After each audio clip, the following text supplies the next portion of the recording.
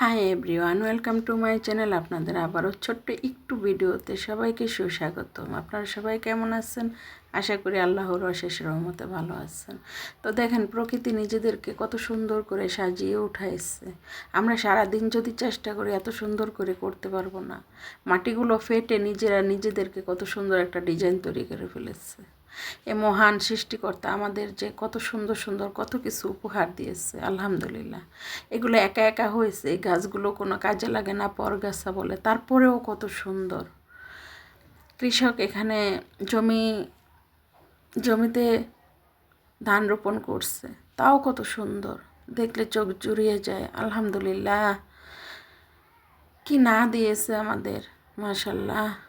তো দেখেন এখানে পেঁপে গাছগুলো নিজেরা কত সুন্দর ডিজাইন করে জায়গা করে নিয়েছে, দেখার মতো।